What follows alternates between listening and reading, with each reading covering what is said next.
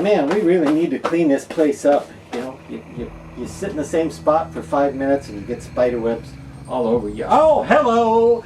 Greetings, friends. Come on in once again to the Horror Hotel Library. Time for your weekly dose of mask talk here on Creepy Cheapies with Dr. Lady. I, of course, am Dick Dastardly.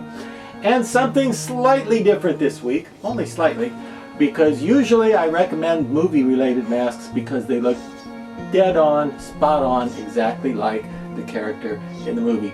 This one doesn't look quite like in the movies to me, but I love it as a mask, okay? What am I talking about? Well, if you saw the title of this video, I expect you already know I'm talking about the mask of Killjoy.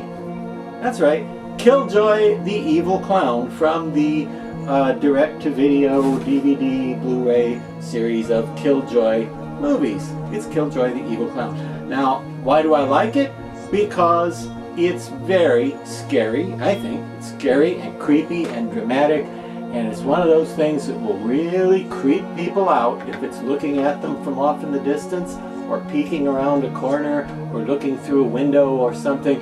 It's got a really nice, sinister, menacing, spooky look to it, and makeup that's kind of clown makeup, but kind of also like some weird, exotic, tribal war paint sort of look going on. So it's more than just a circus clown look. There's something strange and threatening about the angles and the peaks and the very specific geometry of this face. Love that.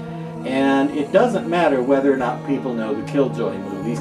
Obviously, if you've got a mask of, say, Frankenstein, or Michael Myers, or Freddy Krueger, or Darth Vader, it better be pretty darn close to exactly what was in the movie, or the first thing people are going to notice is that it's off. But the Killjoy movies are not that widely known as those other characters, and as such, most people are not going to say, oh, it's Killjoy. They're not going to know what it is at your haunted attraction. Obviously, if I was using Killjoy, this mask at Horror Hotel, I would try to make it look like he looks in the movies in terms of matching costuming, but you don't have to. You could use whatever you think looks good with the character. A strange sort of skull-headed clown-like guy with possessed eyes and horns, and I like the way this is sculpted. It's very well done. It looks like the skull underneath actually extends out into the horns that come out through whatever his weird skin texture is made of. But my complaint that I was talking about was that he doesn't quite look like the same character to me, even though he was provided by the studio, Full Moon, and sculpted by Tom Devlin, a very talented guy who supervised a lot of the makeups in those movies.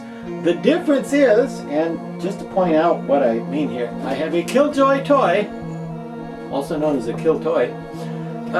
No, that wasn't even clever enough to say out loud, sorry. The toy here, the collector figure, will show you.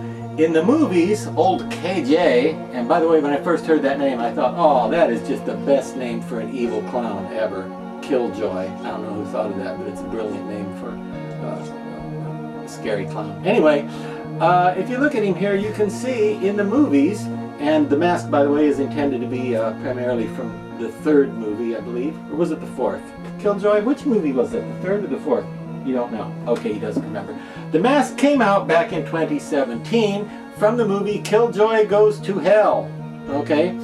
And you may notice in the pictures, and like in the movies, he doesn't have this healthy looking of a face. He's wearing prosthetics that really make him look more like an Ebenezer Scrooge, or an mean old man, or a classic Halloween witch sort of look.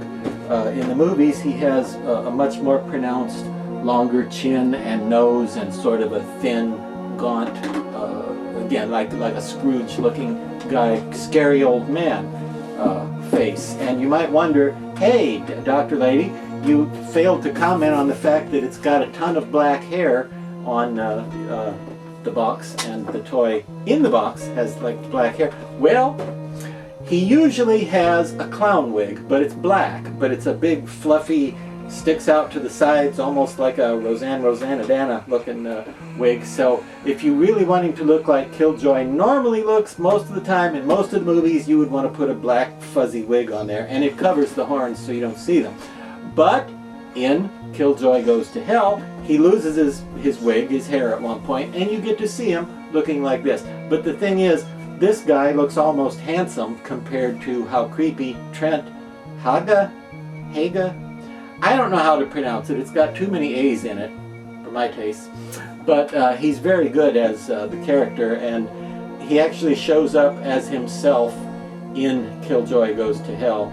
It's a very self-referential, self-involved sort of thing, but some of it really is funny. And he won me over by playing himself as a jerk. You know, I remember when I was a kid, I would see old sitcom episodes and things where there would be a guest star, like some famous Hollywood actor or comedian, and they would always be a wonderful, kind and loving and generous person, and it rings false and self-promoting, and I'm kind of a sucker for anybody who is making an appearance portraying themselves as jerks. I always find that funny. And the guy who plays Killjoy portrays himself as a jerk. But then they ruin it by having him get killed right away. That's one thing I hate in those movies, is when people kill people who really exist. Like Bill Murray dying in Zombieland. That was so stupid. I hated that. But I liked Bill Murray in it. I just hated that they said, "Ha, we killed him." Isn't that funny? Well, they do that with Trent Haga? I don't know. But in the first Killjoy movie, I think he's supposed to actually be scary, but in the sequels, they kind of went with more of a comedy tack and made him more of a sort of incompetent, inept.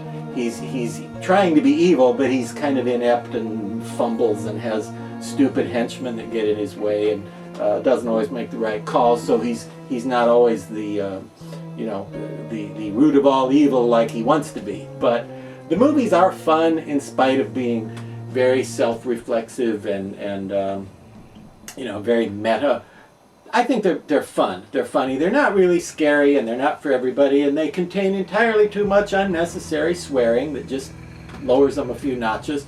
But there's some great makeup effects, and it doesn't matter if people know what Killjoy or who Killjoy is. They can still think this is a great mask, because I think it's a great looking mask, and I would think so if I had never heard of that character or those movies, you know? So I think there's a place for him in every haunted attraction. He's a nice quality thing, again, beautifully sculpted. The major difference being that in the movies, Killjoy looks like grouchy old man Killjoy, whereas the mask looks like his high school yearbook photo. His face is much more filled out and healthier, and he looks practically handsome compared to how ugly and creepy he looks in the movies. Don't know why that is. And again, there's some changes in the makeup. You're saying, where's the green stuff and the big... that changes a little from movie to movie. And the doll is from the first movie, and the mask is from the fourth? Well, it's from Killjoy Goes to Hell, whichever number in the series that one was. I'm sure you know which one it was if you're watching this, but this guy is, I believe, about $70, 60 to $70 from the folks at Trick or Treat Studios, a 2017 release, recommended whether or not you care about the Killjoy movies or the character. Just recommended as a really cool looking, creepy, fun mask with horns and a strange face. And that's your recommendation for this week. Now for next week, students, your homework is at some point during the week ahead, you will encounter somebody being a jerk. Your homework is, instead of reacting like they deserve, let them get away with it. You know? Don't respond in kind to the jerk. Let them be a jerk and just be cool. Let it slide. All right? Don't point out to them that they're being a jerk. Just once during the week ahead, when you encounter someone being a jerk, don't call them out on it. Just let it slide. And then next time, come back and tell me how you felt about that, you know? Whether you felt like afterwards, like, oh, I wish I would have killed that guy. Or whether you feel like, you know, I feel better that I was the bigger person and I didn't react badly or violently or confrontationally when you encounter someone being a jerk. And yeah, that's your experiment to try for next week, while I go back and watch some more of the fun and silly, effects-driven, wacky screwball comedy of Trent Haga. I don't know how to pronounce it, but he's quite good as Killjoy. Thank you, and good God.